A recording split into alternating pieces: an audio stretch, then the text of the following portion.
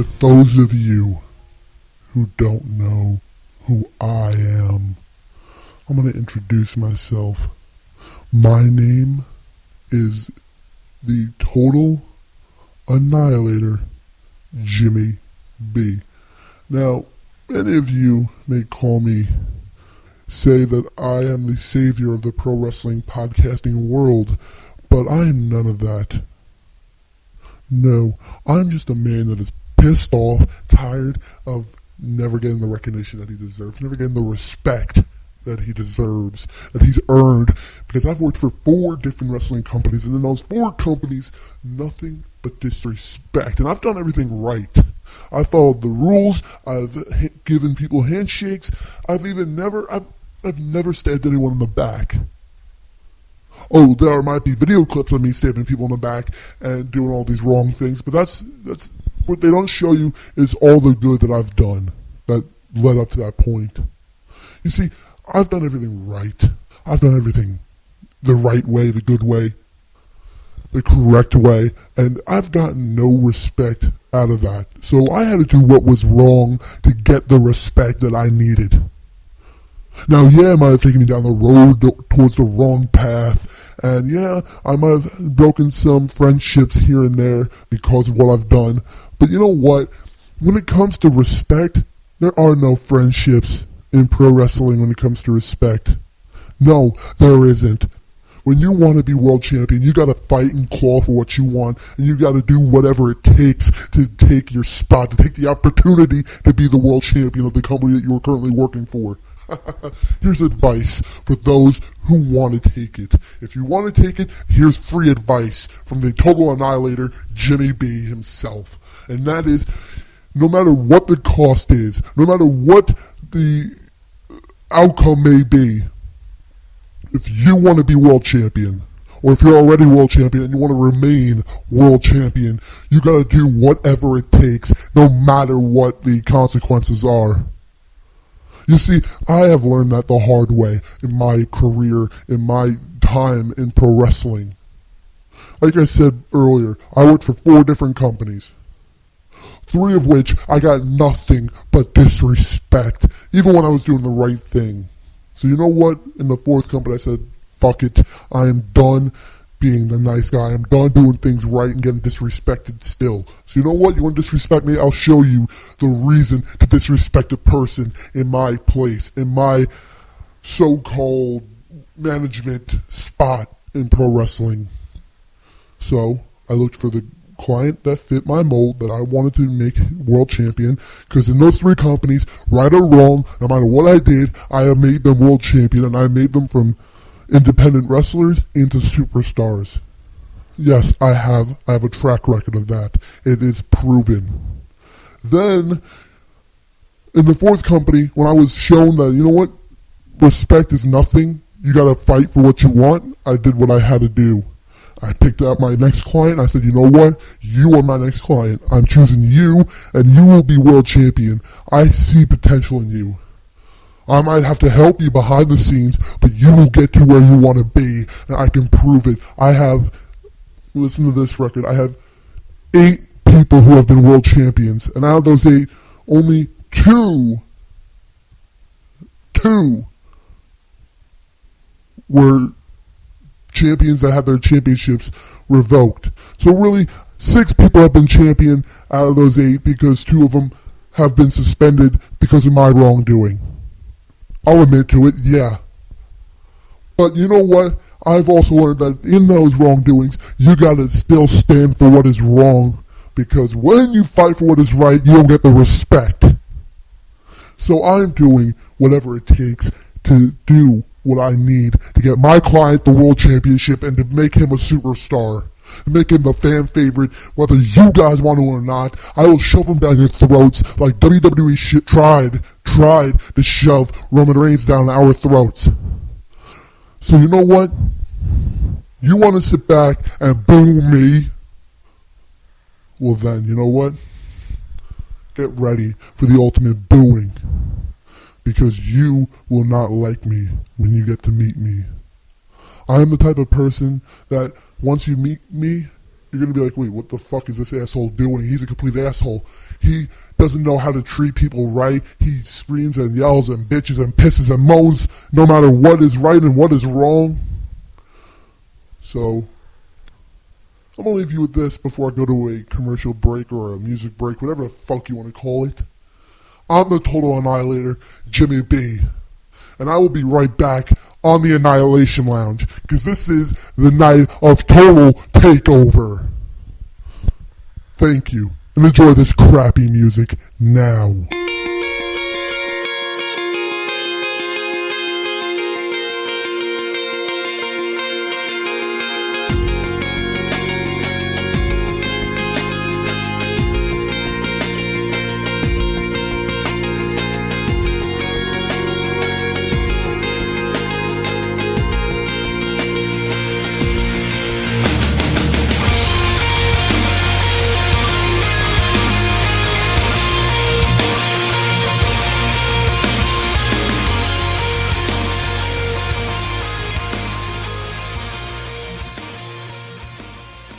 Whoa, wait. My name is James Balish. If you can hear me, I tried to call into the show. This is me on my cell phone.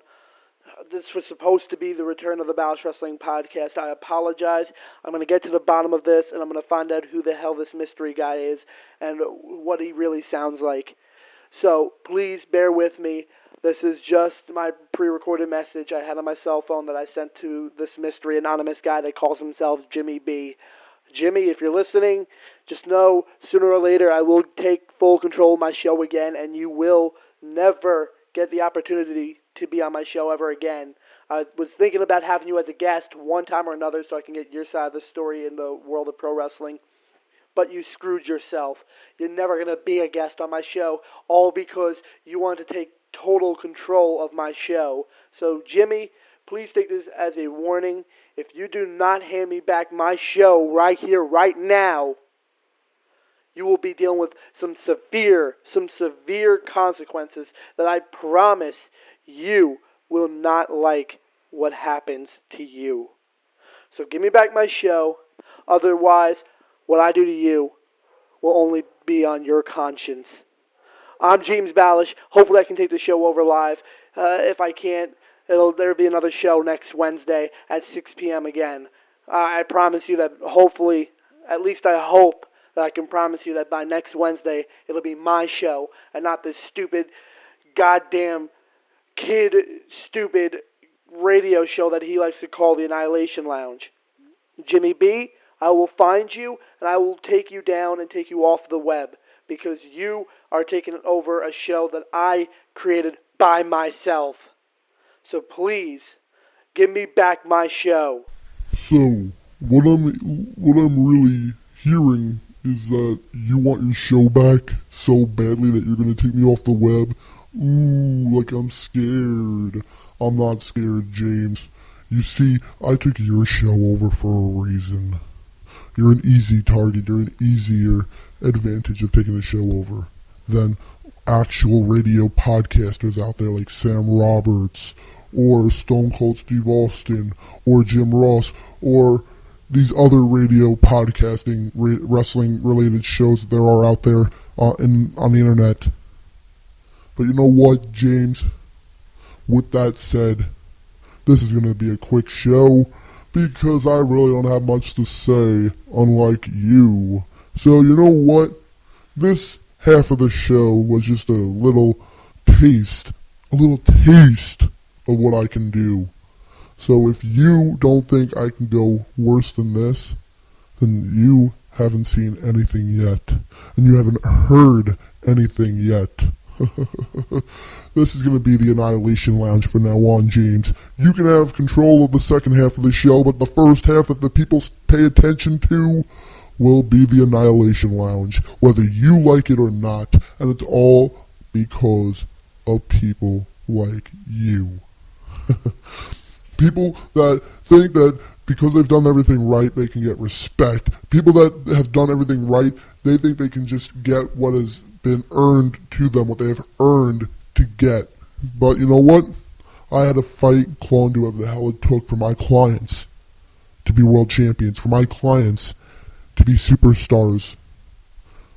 So like I've said before, and if I haven't, then I'm going to say it for the first time now, come ACW, whenever that first show is, you will know exactly what I am capable of when it comes to my clients and what I want for them as a future.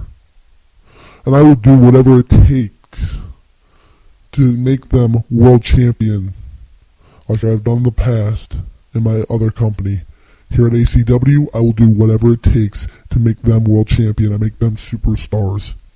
And there is nothing you or anybody in ACW can do about it. Because like I said once before, I will do whatever it takes, under any precaution, under any circumstances, under any consequences. I don't care what's on the line. I will make it where they will leave the company as a world champion, where they will leave the building as world champion, where they will leave the show as the world champion of the company. And they will be the face of the company by the time I'm through with it. So you know what, ACW? If you don't have a face of the company yet, you will be. Whether you want him to be the face or not, my client will become the face of the company. Enough said. I'm done talking. James, if you want your show back, take it back. I'm done. Okay. It looks like I'm back. It looks like I got full control of my show again. For those of you that want to know who the hell that was Jimmy B. Apparently some wrestling manager that felt like he had the balls to take over my show.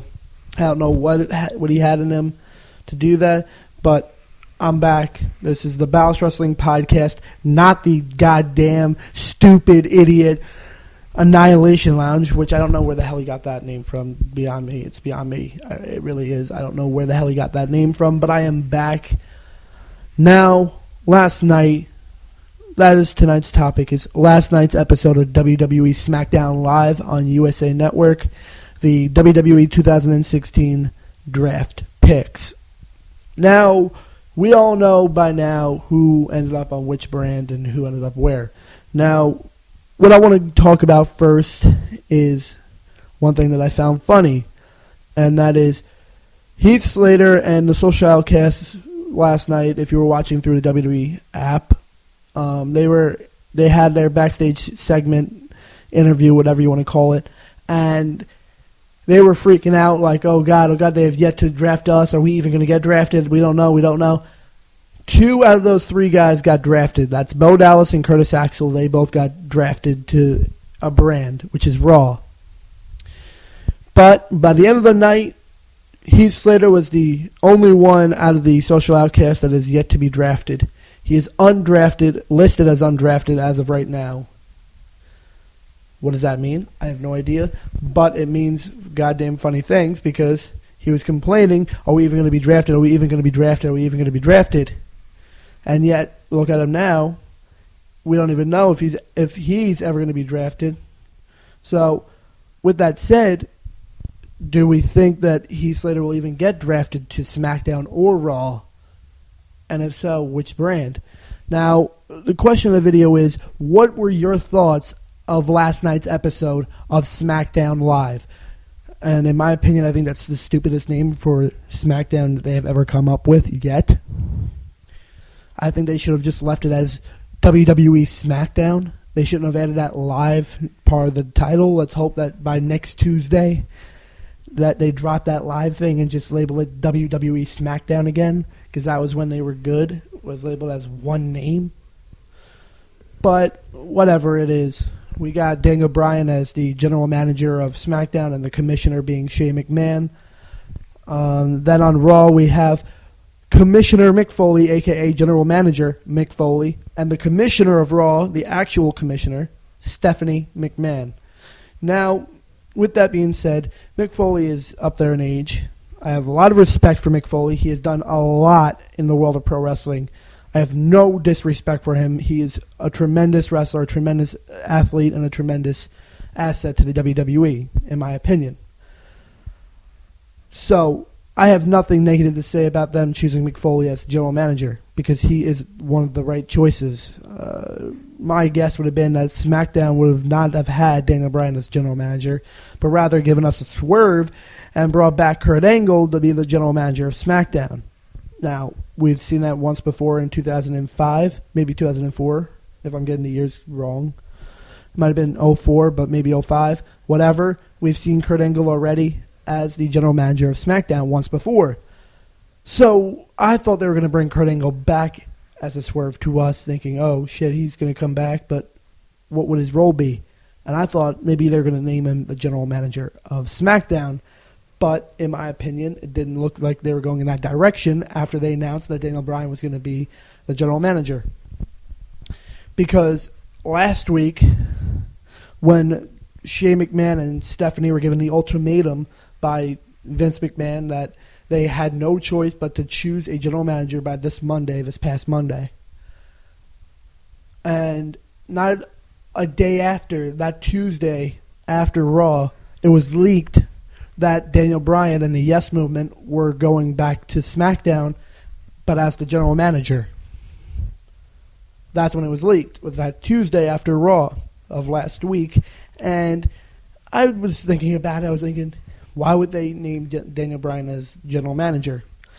Yeah, he left the company for bad reasons, and I don't mean like horrible, negative reasons towards the company. I mean like injury-wise. He left because of an injury, and that he claimed in his farewell speech that he would never come back to the WWE, not because he doesn't want to, because he loves the WWE, but that rather it was because of an injury he would not step foot in a wrestling ring again.